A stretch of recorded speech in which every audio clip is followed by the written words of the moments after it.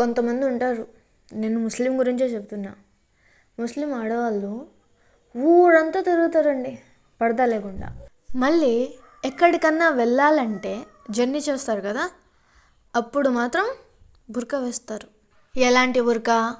ఆ బుర్కా నిండా చమ్కీలే మరియు పైనుంచి మొత్తం ఫిట్గా ఉంటుంది.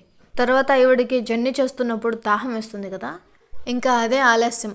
ఆ నోస్ పీస్ ఎటుపోతుందో కూడా తెలియదు, పైకి ఎత్తేస్తారు.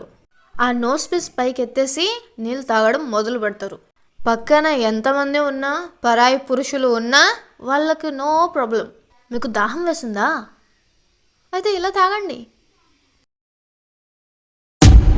అంతే కదా. ఇదేమన్నా పెద్ద కష్టమా?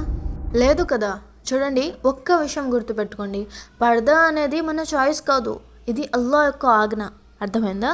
పర్దా అనేది బయటకి వెళ్ళేటప్పుడు మాత్రమే కాదు చేయాల్సింది, పరాయి పురుషులు ఎవరైతే ఉంటారో వాళ్ళ ముందు తప్పనిసరిగా చేయాలి. అది ఇంట్లో అయినా బయట అయినా ఎక్కడైనా. అర్థమైందండి?